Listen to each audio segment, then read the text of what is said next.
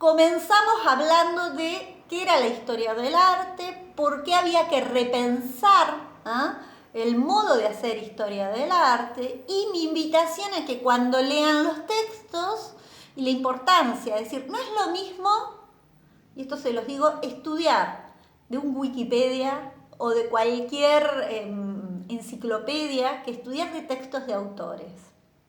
Autores que acá nosotros les sugerimos. ¿Por qué?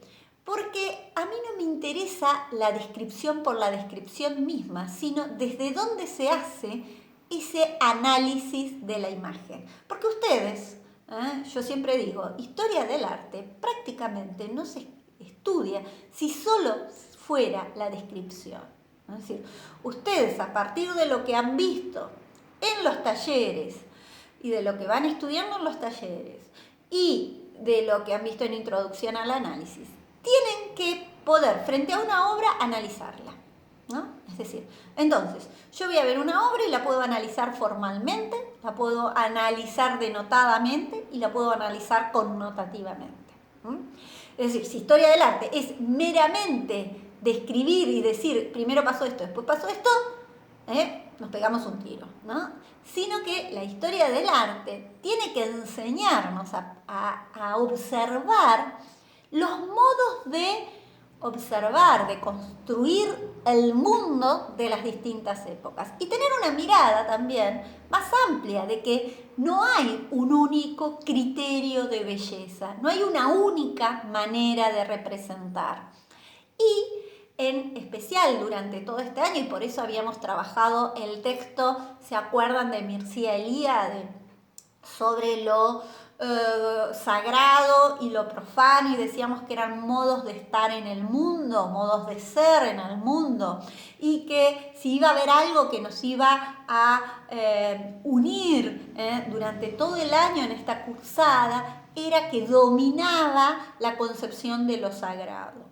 Y lo hemos visto en las últimas interpretaciones que se hicieron sobre las representaciones en el arte paleolítico, lo que podríamos hoy llamar arte, porque también arte es un concepto construido en la modernidad, ¿no? Entonces, antes no existía este término de arte y en donde la obra era solamente para ser bella, sino que estaba vinculado, y esa era la interpretación que se le hacía, veíamos en las pinturas que se daban en los muros, que le llamábamos pinturas rupestres o arte parietal, en especial del Paleolítico Superior.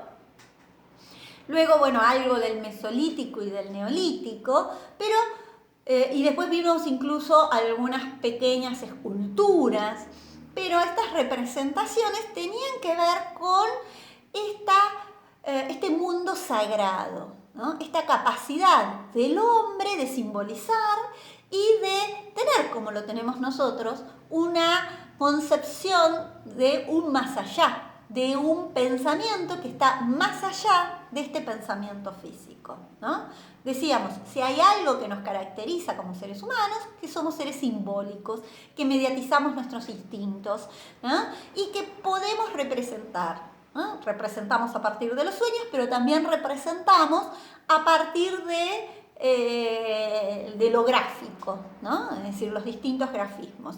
Y les damos a esas representaciones distintas interpretaciones. El problema más grande que teníamos con la prehistoria era que no teníamos documentos escritos, porque no había escritura, que nos digan qué función le daban a esas representaciones. Entonces fuimos viendo las distintas hipótesis de interpretación de esas representaciones en función siempre de los distintos hallazgos, ¿no? Entonces, eran muchas, eran pocas, ¿qué se representaba? ¿Por qué? ¿No? Y eso va a modificarse, decíamos, porque se van modificando esos hallazgos. Y eso lo vimos tanto para lo que se le llamaba paleolítico o paleoindio en el caso de América, pero siempre dentro de estos tiempos previos a la escritura, y que decíamos acá en América y en especial en la Patagonia hay una larga tradición que llega hasta tiempos de la historia, ¿no? Y que tiene que ver con nuestras poblaciones originarias, con nuestros pueblos originarios. Muchos de ellos eran nómades estacionarios y vemos hasta la actualidad cómo sobreviven estas representaciones a partir de representaciones que se dan mucho, por ejemplo, en telares, otras representaciones que se retoman, que tienen que ver con estas cosmovisiones, con este modo de comprender el mundo, por ejemplo, en representaciones que se hacen en los parches de los cultrunes, es decir, son representaciones que están vinculados a un modo de ser y que tienen que ver con esta cosmovisión cultural.